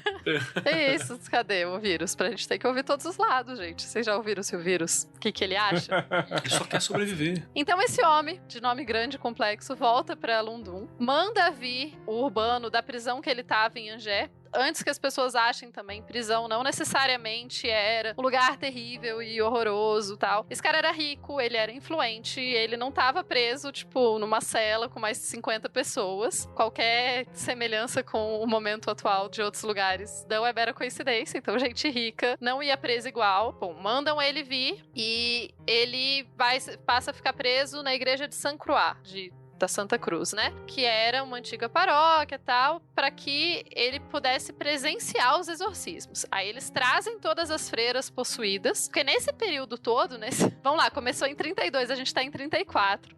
Nesse período todas continuam possuídas, continuam, enfim. Latindo, continuam, né? Isso. E daí eles falam pro Urbano fazer os exorcismos. Plot twist, né? Vamos ver agora. Isso em junho. Em agosto, o caso vai ser julgado pelos magistrados locais. Provavelmente por magistrados não necessariamente religiosos, até porque a gente falou essa mistura dos dois, né? Das duas coisas. Por isso que, Andrei, que a gente acha que não é o Tribunal do Santo Ofício. Então, o Urbano foi acusado de ter feito um pacto com o demônio e ter convidado pessoas para um sabá de bruxas. Ótimo nome pra uma suruba. Né? Sabá das bruxas. Eu volto a recomendar para as pessoas lerem História Noturna do Ginsburg, que fala muito sobre essa instituição desse período que é o sabá, que é essa reunião de bruxas, tem várias características desse evento específico. Então fala, né, que ele fez isso e a evidência, que foi a evidência central, era um documento que foi apresentado pelos magistrados, escrito pela Madre Superiora durante um exorcismo. Então ela estava sendo exorcizada e ela escreveu esse documento. Mano, isso é maravilhoso. Que cara. seria uma cópia do pacto firmado pelo Grandier com os demônios para que os demônios possuíssem as freiras. Vamos por pausa? Não, peraí, vamos pausar. Acompanha comigo aqui, vamos lá.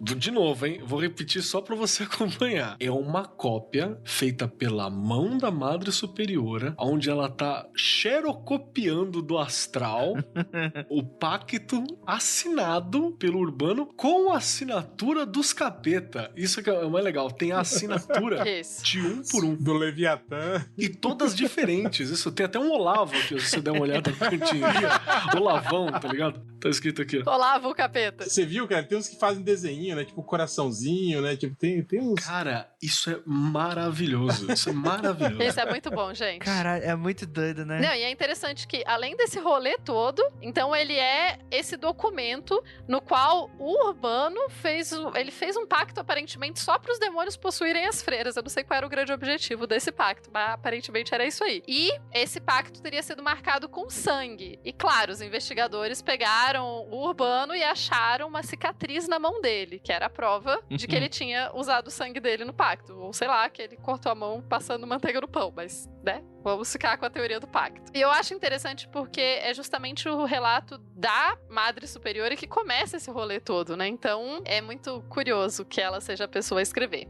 Enfim. O Urbano foi considerado culpado pela prática de feitiçaria e por ter realizado feitiços malignos que provocaram a possessão das freiras ursulinas e foi condenado a ser queimado na fogueira. Antes de ser executado, porém, ele foi submetido a várias formas de tortura. E aqui vem uma característica muito interessante que pra gente hoje em dia é muito bizarro de entender, mas por que eles estão torturando uma pessoa que já foi condenada? E a questão básica e principal é por quê? Porque eles podem. Esse é o principal motivo. Também. Também. Mas assim, é porque eles são simplesmente sádicos, tal? Também. É possível. Não necessariamente. É possível, mas não necessariamente, porque assim, acreditava-se que a tortura era uma forma de você primeiro limpar a sua alma e fazer com que essa pessoa consiga admitir. Qual o grande problema aqui do Urbano? O Urbano não tá admitindo a culpa dele. Isso é tipo o básico do Tribunal de Santo Ofício. Caso vocês voltem no tempo e sejam acusados pela Inquisição, fica a dica. A partir do momento que vocês forem acusados por um tribunal religioso de feitiçaria, etc., a melhor coisa a se fazer é confessar. Já era, né? Já a merda tá feita. Já rodou. Quando você foi acusado, você já rodou. Então a melhor coisa que você tem a fazer é confessar. Porque quando você confessa, você demonstra a sua intenção de ser perdoado. E o perdão é muito importante pra igreja. Então quando o Keller comentou ali antes do caso do cara que chegou e falou: ah, realmente eu fui, sonhei com as bruxas, tal, pra destruir o mundo. E eles falam: Sussa, tá arrependido? Tô. Reza 3 Ave Maria e segue sua vida. É isso. Por quê? Porque a pessoa tá arrependida. O grande objetivo de um tribunal desses não é matar pessoas. Esse é o bônus. Desculpa, eu não aguentei. O objetivo é salvar almas de pessoas. Então, se essas pessoas admitem os pecados dela e efetivamente se arrependem deles, bônus. É isso aí que você quer. É interessante, inclusive, saber que, e eu acho que isso é uma coisa, a gente fala, porque a Inquisição, o Tribunal da Igreja queimou muita gente, etc, etc, mas a verdade é que os casos, acaba tanto que a gente sabe dos casos de pessoas queimadas, problemas, porque eles foram poucos. A grande maioria das pessoas que era acusada de bruxaria e outros problemas tinha penas como, por exemplo, desfilar na rua com uma roupa esquisita ou degredo. Olha a Tupá defendendo os curados pelo Covid aí, ó. Tô de olho. Você tá contando quantos foram curados pela Inquisição? Tinham penas mais brandas, viu, Andrei? Tipo, ser apedrejado, ser esquartejado por cavalo, ser arrastado pela cidade. Tipo assim, não necessariamente... Enforcado antes de queimar. É, exato. Gente, lembra que eu defendi a igreja 20 minutos atrás? Esquece tudo aquilo, ignora. Mas é porque é realmente importante que a gente desmistifique um pouco essa coisa da igreja super, hiper malvada. Sim. Que simplesmente condenava todo mundo à morte, porque se a gente olha em números da Inquisição, a grande maior parte das pessoas não era condenada, porque as pessoas eram tão acusadas, gente. Esse tipo de crime era um tipo de crime relativamente comum. Banalizou, né? Se a igreja matasse todo mundo que cometeu alguma heresia ou fez um pacto com o demônio, tinha sobrado gente. Então, o negócio era muito mais comum você ter... claro, variava também do quão rico você era, mas era muito mais comum que você tivesse uma pena, tipo, desfilar na cidade, com uma roupa estranha, pra que todo mundo soubesse qual o pecado que você cometeu, ou você ser condenado ao degredo, ser condenado ao degredo também não necessariamente era pra vida toda, às vezes você era condenado, tipo, você tá sendo condenado a ficar fora de Lisboa por 2 anos, e depois você volta. O problema é que pra muita gente, se você não é uma pessoa com dinheiro, ficar fora da sua cidade por 2 anos basicamente pode significar a morte, porque... Tipo, você vai viver de quê, onde, né? Mas enfim, é só pra dizer que é muito mais complexo que isso. E no caso do Urbano, tem o ponto de que ele não confessa, né? E o fato dele ser torturado antes de ser morto me mostra muito que ele provavelmente não confessou e se arrependeu. Ele provavelmente insistiu na inocência dele. E, em geral, quem era queimado são as pessoas que insistem na inocência delas. Qual a lógica por trás de queimar pessoas que insistem que são inocentes? A lógica é, você... Nossa, tirar essa frase de contexto ia ser ótimo, né? Mas enfim. Vamos lá, Tupá, vai. Vai que é tua. A lógica da Inquisição nesse período e também dos tribunais religiosos, não só da Inquisição, é que ao confessar você tá tirando os pecados. Você ser condenado à fogueira significa que é como se fosse a última esperança e alternativa para salvar a sua alma. Então, se você não confessou, você ainda tá possuído. E é por isso que você não confessa, porque a influência do demônio ainda é grande o suficiente em você e você não tá reconhecendo os seus pecados. Ou seja, a misericórdia na fogueira. Isso é meio cruel, né? É sinistro demais, mas a fogueira é um ato de misericórdia. O fogo vai lhe purificar, como diria Raul Seixas. Exatamente. Então, assim, é porque eu acho interessante quando fala que ele vai ser torturado depois da sentença, e pra gente isso é uma coisa que não faz nenhum sentido, mas é que a questão da tortura não é... Embora em alguns casos a questão da tortura era vamos torturar essa pessoa pra que ela fale a verdade, porque se achava que quanto mais tortura, mais verdade, né? Ideia muito torta. Mas é muito... provavelmente pelo que ele tá se negando a assumir a culpa dele. Ao se negar a assumir a culpa dele, a gente precisa torturá-lo mais pra que o demônio saia do corpo dele à força. O que é bom é que pra igreja ninguém é inocente, né? A pessoa nasceu já no pecado. Aí fodeu. Chama pecado original, inclusive. É real. E todos os humanos são necessariamente falhos. Fala isso nas orações. Então, você pecar é só o seu estado natural. Você não admitir que tá pecando é que é o seu erro. Você é um homo pecados. André. Seu nome não tá no livro da vida, André. Nenhum dos nossos. Eu vou lutar pra estar no da morte agora, então. O livro da vida é tipo um Moleskine novo, né? Em branco, assim. Não tem nada. Tem um sketchzinho. É um Moleskine de 2000 anos, né? Que ninguém escreveu até hoje. Então, pra falar ainda mais por que eu acho que assim, né? O Urbano, ele ouve a sentença e ele implora pra que os juízes aliviem a sentença dele. E os juízes falam, então, pra que ele aponte quem são os cúmplices dele. E ele fala que ele não tem nenhum. Então tá vendo como ele não segue a lógica que a gente tá falando do tribunal, que você tem que se confessar e você tem que dizer que você era. Coisa de preferência indicar mais umas pessoas ali pra passar pela mesma questão. Gente, deixa eu só falar. A Tupá tá dando como nota histórica, tá? Ela não quer dizer que ele tá errado de não ter insistido na... E eu só quero dizer uma coisa, tipo assim, não quer dizer que se ele dissesse que ele era o culpado, ele, tipo, seria perdoado e poderia vir numa boa. Talvez não. Talvez ele simplesmente só seria Seria uma pena mais branda, né? Tipo, como aconteceu, Isso. né? De tipo, a gente mata ele antes de botar fogo nele vivo, né? Tipo, isso seria uma saída. Ele ainda recebeu uma dessa por ser parte da igreja e ter família influente, né? E ter grana, que eles iam fazer. Eles iam tentar enforcar ele primeiro pra depois queimar na fogueira. Essa era a ideia, né? Uhum. Você sabe que a tua vida. Aí. Tu vê que você se fudeu quando alguém fala que vai te tentar te enforcar pra não ter que te queimar, né? É porque tu rodou muito bonito, né? Vamos lhe enforcar pra você sofrer Que menos, outro contexto, né? Isso seria, porra. Isso é tipo perguntas do garotinho, né? Ser enforcado antes de ser queimado ou ser queimado primeiro sem ser enforcado? E, gente, isso que o Keller falou é muito importante, tá? Eu tô trazendo só a perspectiva histórica dos fatos, não tô em nenhum momento concordando com Tá passando o pano, tô vendo aqui, ó.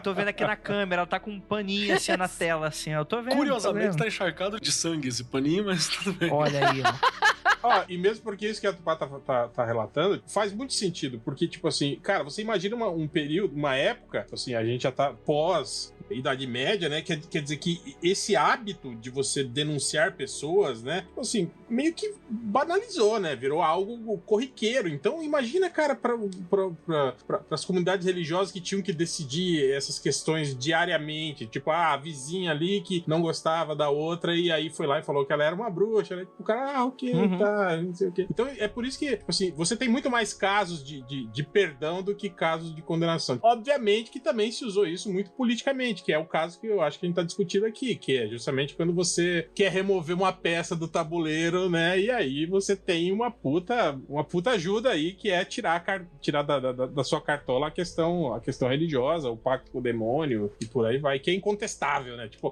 tá aqui o documento assinado pelo cara, assinado pelo demônio, cara. Quem que vai? Então, mas é aqui que eu tenho que discordar, cara. Como assim você fala que isso foi utilização política da religião se tem um documento assinado pelo Satanás? Você quer prova? Pelos. Pelos. Vários. E a grafia é diferente. Presta atenção ali. Então, não tem jeito. Você tá sendo cético. Ivo Orrel, você está errado. Se bobear, tem teu nome lá no canto, lá, se procurar. Na verdade, eu fico imaginando, na verdade, tipo assim, porra, a gente precisa de uma prova pra condenar esse cara. Vamos pegar o Freira, vem cá, o estagiário, vem cá. Faz o seguinte, escreve uma parada aí pra mim, é o seguinte, vai falando que eu tô narrando. E eu vou te falar que pra ela deve ter sido angustiante, porque, tipo assim, ela era a mulher que tinha sonhos eróticos com o cara, tipo assim, ela ter que escrever isso, que vai incriminar, que vai levar o cara pra morte, deve ter sido, assim, doloroso pra ela, né? Não, pior não foi isso. Pior que foi. Ela chegou e falou, tá, aí beleza. Aí tá. Agora, aí o cara falou, agora assina. Aí ela colocou a caneta no papel, olhou assim, tá, mas eu assinar o quê? Assina como, né? Não, faz o seguinte, faz uns rabiscos aí, mas ó, cada rabisco tem que ser com a letra diferente. Aí a pessoa vai, encarna a parada e fala, não, eu sou Zabulon, eu sou Bafomé, eu sou Olavão. E aí, cara, mano. Vou fazer aqui um coraçãozinho, né, com a flechinha. Pera aí, que eu sou o demônio do coraçãozinho com a flecha. Tipo, o André já tá imaginando aquela filinha de demônios atrás da mulher esperando, né? Pra entrar e assinar e sair, aí entra o outro, assina e sai. Pique Ghost, né? Cara, que doido. E é tão louco esse caso que o Urbano, como o Hel falou, assim, quando eu falo que ele não jogou o jogo e tal, ele obviamente conhecia o jogo político bem o suficiente. O que eu acho é como evidência histórica. Olhando agora, que a gente já sabe tudo o que aconteceu, fica muito mais fácil dizer, eles provavelmente usaram isso daqui, usaram que ele não dizia. A gente nem sabe se no tribunal ele realmente não confessou. Ele pode ter confessado, só que a galera achava que ele era uma peça que precisava ir embora e ele foi uma peça que foi embora. Então, assim, efetivamente, o que aconteceu ali, a gente nunca vai saber. Ele foi o Lutero que deu errado, né? Olha que absurdo. O que a gente sabe é que tinha essa questão de que ele ia ser enforcado antes de ser queimado e que ele ia poder falar antes de ser executado. Isso é ótimo essa parte, né? Aí ele gritou, não me arrependo de nada! E colocaram fogo nele, né? Ele até tentou, talvez. Teoricamente, a história fala que ele tentou falar, só que os monges que estavam lá jogaram tanta água benta na cara dele que ninguém conseguiu ouvir o que ele tava falando. Que ele morreu afogado. Um balde, né, de água benta na cara dele. Tipo o Didi, né? Jogando água benta na cara dele. Não, tipo, o cara segurando um balde na frente dele. Não, fala aí que você tinha que falar. Aí o cara abre a boca e pá na cara dele. Não, mas o que você tá aqui? Que você queria falar? Não, fala. Não. Aí ele abre a boca e pá na cara dele. Eu falo que era o Didi porque é bem aquela cara, tipo assim, Didi quando ela encontrava um extintor de incêndio, né? Sim. O jacaré querendo falar alguma coisa, alguém quer falar alguma coisa e ele lá jogando. E a situação, ela só piora, porque daí, aparentemente, um exorcista que tava presente e tal, um monte de gente do público tava, naquele momento, enfurecido de testemunhar a execução e gritando e dizendo queime e não sei o quê. E esse cara, ele queimou a largada, badunts, e acendeu a fogueira antes do Urbano ser enforcado. E assim, as cordas que prendiam ele se queimaram, e daí ele não foi enforcado, ele caiu vivo na fogueira e morreu queimado. Olha que história... Mas eu acho que isso é um pouco melhor. O que é melhor? Pergunta do garotinho. Caralho! Ser enforcado. É, exatamente. Cara, eu acho que o enforcamento, tipo assim, que como aperta as suas carótidas e impede o sangue subir o seu cérebro, você vai apagando... Tipo, como um soninho, entende? Óbvio que, tipo assim, o esmagamento da traqueia impedindo de respirar deve ser realmente muito ruim, né? É que eu pensei que ele fosse, tipo assim, queimando aos pouquinhos, mas não, ele foi enforcado, então ele já estaria desacordado quando... entendi, beleza. Não, mas no caso, não. No caso, dizem que a corda queimou antes, ele caiu... E ele se fudeu, gritando. Ainda estava vivo quando caiu na fogueira, né? Entendi, entendi. Se bem que esses dias eu tenho um amigo que sofreu... Morreu queimado. Não morreu queimado, mas ele sofreu muitas queimaduras quando ele era menor. Me arrependi da piada. Vai, continua. Mas ele tava falando que na hora não dói muito não, dói depois, assim, mas que na hora que ele tava se queimando, ele teve muitos % do corpo queimados, então. Só pra dar uma nota cultural que nem a Tupá fez, se você voltar ao passado, for julgado pela Inquisição, não se declarar culpado como a Tupá falou pra sobreviver, mas ficar insistindo na sua própria inocência, e mesmo assim sempre for condenado à fogueira, leve alguns dinheiros, porque a galera coloca tipo uns betume, coloca uns pichos, umas paradas assim no fogo, que a fumaça, ela te deixa sem ar antes, e você morre ou pelo menos desmaia no processo da fumaça. Muita família rica fazia uma parada assim, colocava umas coisinhas que queimavam, aí a fumaça travava o cara e ele não sentia a dor do fogo. Fica a dica aí. Fica a dica, ó. O mundo freak também é cultura. Quando você tiver condenado pela Santa Inquisição, você faz esse rolê aí. Fica a dica. E eu tô pensando aqui isso no passado, mas pode ser que você precise disso no futuro. Então fica talvez. a dica aí. Não tá muito longe, não.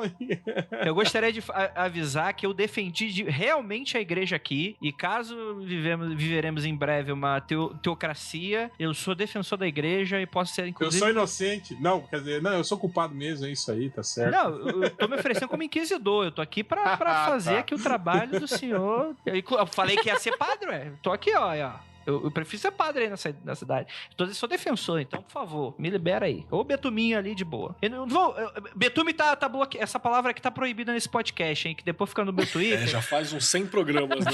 Ficam enchendo o saco no meu Twitter. Ah, Andrei, você não sabe o que é betume. Vai tomar no cu você. Vai. Polemicidade do betume. Olha aí, ó. Betume é uma coisa muito polêmica. É muito betume, muito polêmica. Cara, mas é uma história muito horrível, né? Não, e é tão doida que depois que ele morreu, vamos lá, ele morreu em 34, certo? Uhum. Em 1634. As possessões não pararam. Continuaram a rolar exorcismos públicos. Imagina, tipo, exorcismo. Então, hoje vamos no cinema.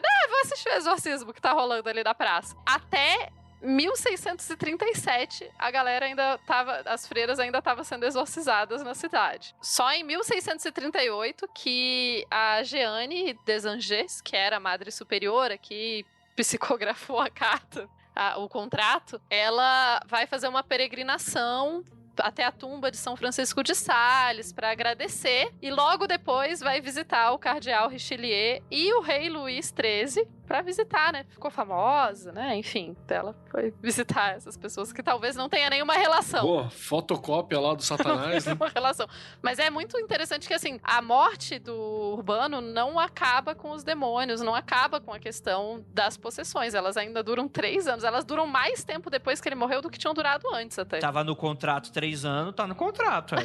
Não, mas também tem aquela, ó. Talvez a pessoa que fazia as visitas noturnas pras freiras não era urbana e continuou visitando ela nesse período, né? E talvez a visita ao cardeal e ao rei Luís XIII ali, talvez, Tupá, tenha esse determinante sim. Talvez tenha sido essa visita ao cardeal e não a peregrinação à tumba do São Francisco de Sales que, tipo assim, ela chegou lá e o cardeal falou, ó, é o seguinte. Agora tá livre. Chega, né? Tipo, avisa o cara lá que faz as visitas noturnas que acabou. Já matamos o cara, já eliminou. A gente não quer mais saber desse rolê aí, e né? Conhecendo o Richelieu, é capaz de conhecendo, porque ele é um brother nosso aqui, um chegado. Conhecendo o Richelieu, ele deve ter olhado e falou assim: olhou pra ela e falou assim: ó, seguinte, você vai vir aqui, eu e o rei vamos bolar uma ideia contigo, tu vai mudar se orienta, não vou falar 2 vezes, e pra ficar bonito pra você, no caminho passa na tumba de São Francisco e fala que foi ele que te deu essa revelação. Tá bom, minha filha? Talvez o padre que fazia o rolê noturno era o próprio padre que acusou o Urbano, né, cara? Que fazia o rolezinho ali nas freiras, né? A gente sabe que ele gostava de ouvir as histórias, né? É, exatamente. Mas assim, além disso, eu acho interessante essa visita da Madre Superiora ao Richelieu e ao próprio rei, que demonstra muito aquela questão que a gente falou antes, de que as intrigas políticas iam muito além só dos homens, né? Que as Madres Superioras e as mulheres, elas também faziam parte dessa política do país no período, assim. E existiam várias formas de você fazer política, inclusive, talvez, uma questão de possessão demoníaca coletiva com cartinha. Mas o louco, assim, o que eu acho essa história fascinante, porque a gente puxou algumas linhas aqui, assim, mas dá pra ver muitas tramas do funcionamento da sociedade, muito além de simplesmente era exorcismo, não era, tinha o demônio ou não era, mas como funcionava, como eram essas disputas de poder. Uma cidade menor, como que uma muralha, uma peste, enfim, como tudo isso vai se somando a um contexto geral. Como nada é simplesmente A ou B, tudo é mais complexo.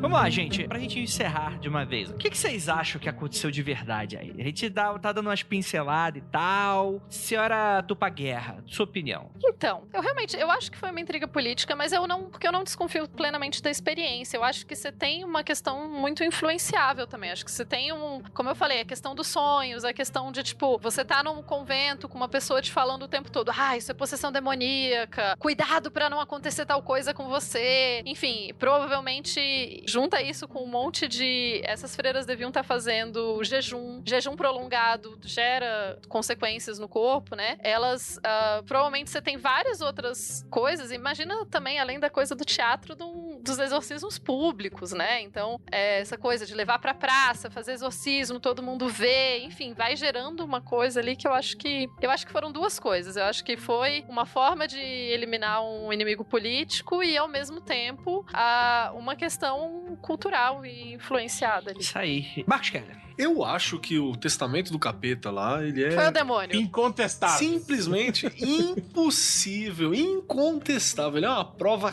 cabal. Tem que fazer aquele gráfico muito louco, assim, tipo, do PowerPoint. Fazer o PowerPoint do... A cara do... Isso, a cara do Urbano aqui no meio, assim. PowerPoint do Deltan, né? E o nome dos capetas, assim, apontando pra ele. Total, porque ele é incontestável aquilo. E eu ainda digo mais, a gente deveria chamar aquele ator da Globo, que eu esqueci o nome dele agora, mas o réu vai lembrar, que narrava a vida como ela é, o Nelson Rodrigues. Como é que é o nome dele? Voz de Cafajeste. Era o Pereio, não é? Paulo César Pereio? Não era, acho que não era o Pereio, não. Acho que era aquele... Bom, não lembro.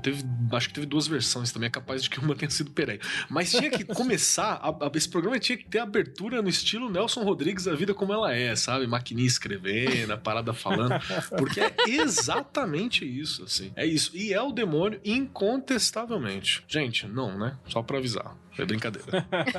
É demônio. Hell, fale isso. O que você acha? Cara, eu fecho aí com a Tupá. Eu também acho que, cara, obviamente que o padre Urbano de Melo comprou briga com a pessoa errada, né? O cara quis bater de frente com o cardeal Richelieu, que era o cara mais poderoso da época, né, na França. Quer dizer, cara, agora eu fico me perguntando com que intenção ele fez isso, né? Óbvio que eu acho que a figura do Richelieu, ele deve ser, tipo assim, não tem aquela coisa do pequeno exemplo, tipo, igual o traficante faz, assim, às vezes situações ele mata com requinte de crueldade um cara que parecia inofensivo. Sei lá, o cara que roubou, sei lá, 200 gramas, né? Enquanto o outro lá que roubou 2 quilos não aconteceu nada com ele. Eu acho que tem um pouco disso, dessa coisa de demonstrar o poder, né, da igreja nessa relação, né? Porque eu nem acho que... Primeiro que a cidade, eu acho que não tinha nada tão importante assim em jogo ali, né? Mas eu acho que a questão de demonstrar o poder, demonstrar quem é que manda, eu acho que foi crucial nesse rolê todo aí, cara. Tipo assim, eu acho que teve muito mais isso em questão do que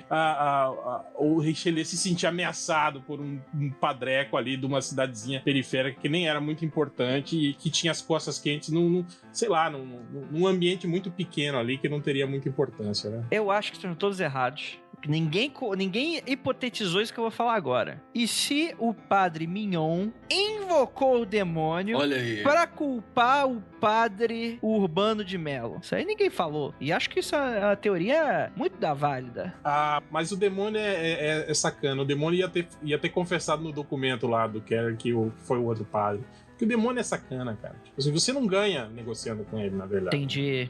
Ia ter um revés aí nessa história. Exato. No finalzinho lá, o demônio ia falar, e o padre Mignon também. Aqui, ó, assinatura do Mignon aqui embaixo. Mas talvez o demônio não tenha falado isso pra não queimarem o Mignon. E continuar o pacto. Na fogueira e não libertarem a alma dele. Ah, pode ser. A gente precisava, talvez, aqui fazer uma análise historiográfica aqui pra saber o que aconteceu com o padre Mignon, viu? Às vezes ele morreu de algum jeito aí, né? É verdade. Tropeçou e... Olha aí, ó. É, exatamente. Tipo, 2 anos depois, né? Ele morreu. Aham. Com esse nome, vai que ele deu o nome ao bife, né? Virou bife, foi comido rapaz. por canibais e daí veio, né? Exato. Filé a mignon, né? Olha aí, ó. Já pensou se ele foi degradado e foi comido por canibais em alguma ilha caribenha aí, e daí veio o nome do filé mignon, né? Pode ser. Vou catequizar. Netflix, paga nós. Paga nós, Netflix, paga A nós. gente obviamente faria séries incríveis. Eu ia amar. Isso aconteceu. Já temos o público aqui. Warrior Nun, e essa aí seria o quê? Seria Sexual Nun, não, como é que seria? Demon Nuns, não. As feridas do capeta. Mas aí a gente dá outro nível de seriado. Vamos fazer aqui montar um seriado aqui, vou fazer um episódio só montando seriado. O seriado B, C da Netflix, de terror. Como é que funcionaria? Justíssimo, cara. Uma última dica também. Gente, leiam o livro do Aldous Huxley, o Demônios de London, que ele é bem legal, faz uma investigação bem bacana e tá dentro disso do que a Tupá falou, cara, pra você pegar algumas características, assim, da sociedade da época, algumas intrigas, é muito legal. E a outra é que no chat lembraram, é o José Wilker que fazia a narração do A Vida Como Ela É. Imagina ele, o padre, não sei o quê. Fica show de bola. Paga nós, Netflix. Eu sou contínuo e você é um filho da puta. O cara vai, você... Eu fiz pacto com o diabo, mas você que é o filho da puta. O José Wilker faz o Richelieu. Puta, olha aí, sucesso. Mas não dá mais, né? Porque ele morreu. É isso que eu ia falar, só vai ser... Esqueci disso. Ele pode assinar a carta também. O que nesse caso não quer dizer nada, exatamente. A gente pode evocar aí o espírito de José Wilker aí pra... Aqui no Mundo Freak, nosso ouvinte aprende que tudo depende do quanto você quer pagar no inteiro humano. Essa coisa, questão de morte ou vida é... A morte não impede nada, né? Não impede nada, rapaz. Isso aí Isso. só impede preguiçoso. De resto, é isso aí. Agora, realmente o que eu acho mais bizarro dessa história é o padre Mignon pervertido que queria ficar ouvindo os relatos dos sonhos eróticos das freiras. É tipo, é muito bizarro mesmo, cara. É muito bizarro mesmo. As ideias. Conta mais. Alguém hoje teve um sonho? Porra, é essa? É isso, gente. Muito obrigado para todos vocês que ficaram até aqui. E gostaria de agradecer vocês, nossos queridíssimos ouvintes. Muitas pessoas, dezenas de pessoas aqui acompanhando a live. Se torne uma você também no nosso apoia.se/confidencial. E para você que está terminando aqui de escutar o podcast, também um grande abraço para vocês. E aquilo, não olhem para trás.